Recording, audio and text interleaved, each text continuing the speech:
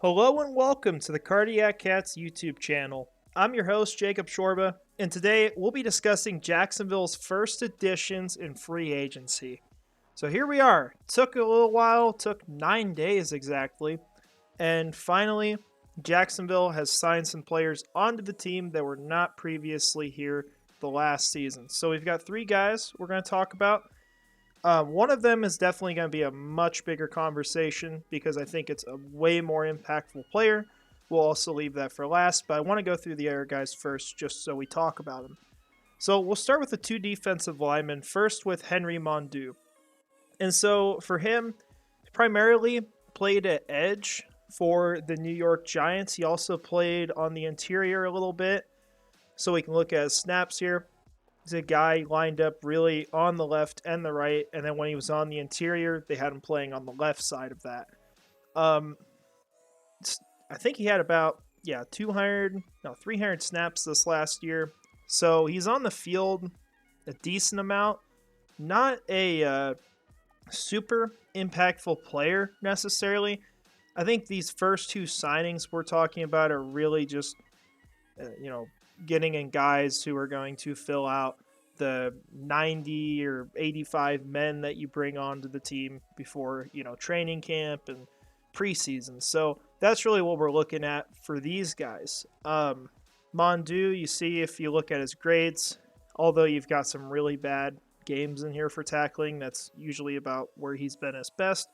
It's been all right in the pass rushing department, but ultimately we're talking about a guy who is really just kind of going to be a sub in games, going to come in when people need a break or need to get off the field, and so that's kind of what you're looking at. He was active in 11 games last season out of the 18. Not sure if that's due to injury or just simply being one of the 5 guys that are considered inactive for games, healthy scratch. So that's kind of what we got with him. And we've also got pretty much the same thing with Michael Dogbe from Arizona. Now, I know he has potentially some sort of relation, not in terms of like family or anything like that, but he worked with one of the coaches in Jacksonville at one point. One of the guys came over from Arizona. I think it was a defensive line coach. Might be wrong on that. But he's a guy they already knew. Ended up bringing him in to bring on the squad, fill out the 90-man roster before the season starts. He played mainly on the interior for the Arizona Cardinals, so we'll take a look at his snaps. Played about the same amount as what Henry Mondeaux did. If we look at this closely, he's really just moving between the left and right side, primarily playing on the left though. So that's kind of his role, whereas Henry Mondeaux can kind of play all over the defensive line. Dogbe played primarily on the interior. Now, looking at just kind of how he was graded, really got the same thing here. Had a couple games where tackling was really bad, but most of the time that was fine. And, that's something that is underrated. Definitely got to be able to bring people down, but it's not, the whole game. Like, it comes down to other things too. And so, as a pass rusher, he was decent. He was solid. But you're just getting a guy who's really going to come in and be someone who can fill in for guys who need to get off the field, who need a rest, that sort of thing. So, that's kind of what you're getting with these first 2 signings. Nothing too exciting. Nothing too crazy. You're probably talking about veteran minimum deals. It's most likely what they're getting. And that's really where they sit. So, with that said, let's get into the big one. So, D'Ernest Johnson. You'd think, first of all, okay, this is a halfback. We've already got Jermichael Hasty here. We've got Travis Etienne as the starter. What big deal is this? Well, D'Ernest Johnson, I'm thrilled with this signing. This is a perfect fit for Jacksonville. And it, to me, has to absolutely eliminate your need for a running back in the draft. There's no reason for this team to draft one at any point now.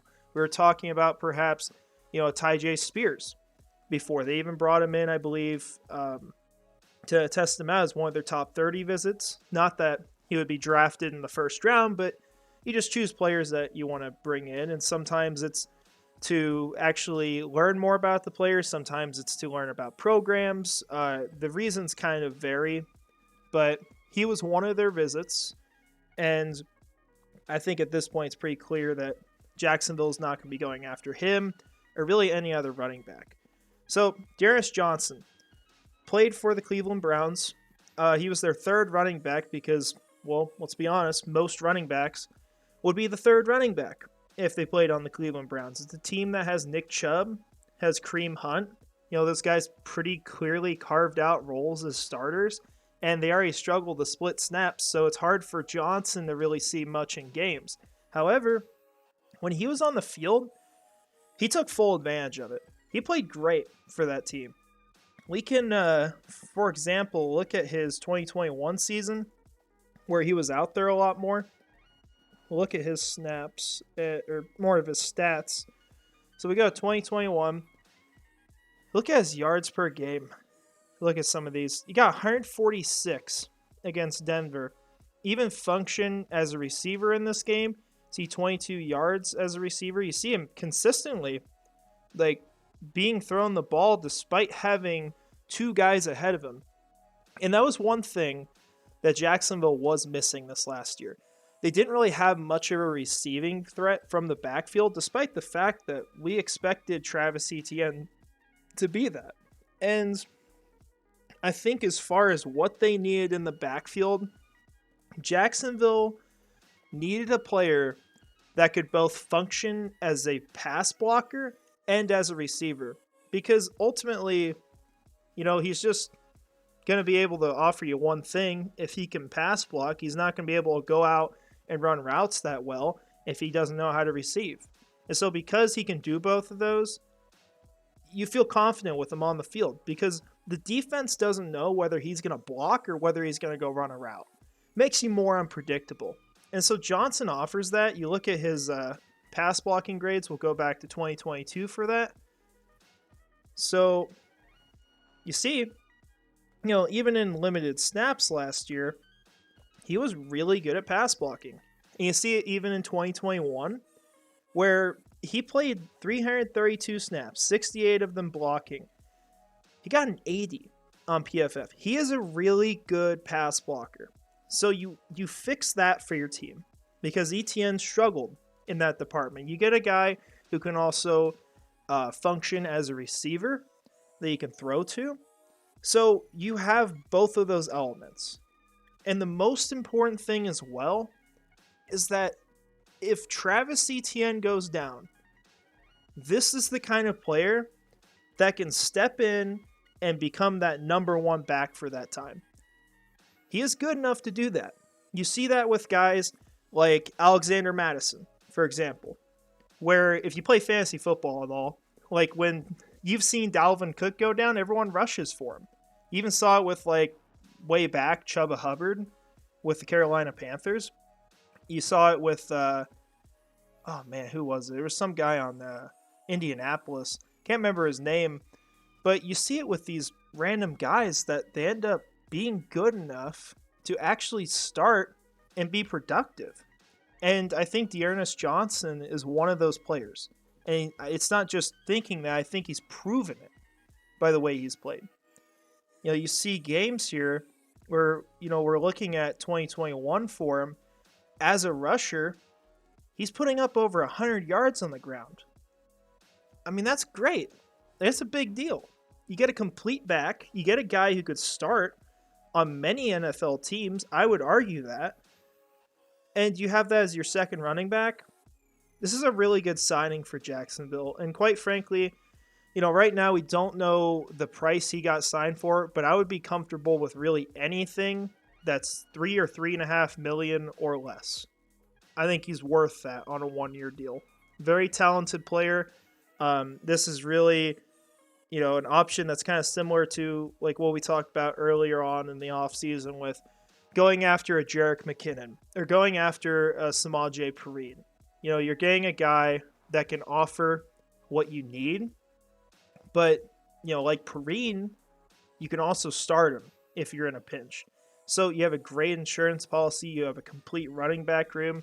I think one of the most talented ones in the league. And I would argue that, Johnson can be a 1B if needed. We'll have to see, of course, how he develops. And maybe I'm just talking in the moment, but this is a dude who's proven it, right? He's shown before that he can start if need. He's shown he can be productive. And I think that he'll actually be an important part in Jacksonville's offense. You saw with Jermichael Hasty, where the team actually used him.